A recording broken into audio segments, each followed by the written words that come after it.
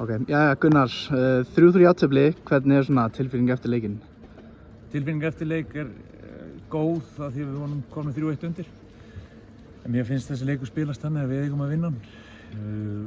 Veikir í eigin vítateig í föstu leikadríi, þeir skora eftir 3 horn og það eitthvað sem við þurfum að vinna betur í. En mér fannst út af velli við vera sterkari aðilinn í dag og bara spilum mörguleiti virkilega góðan fótbolta.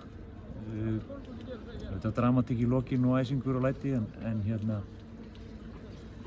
úr því sem komið var þá tökum við fagnandi þessu stíi. Já, svona eftir svona þegar við búin að skora og svona þá tókum við smá yfir leikinn og áttalega möguleika á að skora fleiri. Ég sé klárlega óánægður með það en þið sýnir mjög góðan karakter. Já, þetta var virkilega góð karakter vegna þess að eftir að þeir skorið 3-1 marki fannst með þeir taka aðeins yfir leikinn og svona meira bara confident í því sem þeir voru að gera og ég virkilega gott að snúa því við og sækjast í dag. Bara virkilega ánægður með það. En eins og sagði ráð með hornin, þetta, þú veist, fáið 3 horn, nánast 3 mörk, þetta bara eitthvað sem þarf að fara á æfingasvæðið? Já, alveg klart. Þetta líka bara hausunum mönnum, menn verða hræddir. Við höfum fengið mörk á okkur eftir horn og aukaspyrnu og við þurfum bara, finna aðra lausnir í þessu.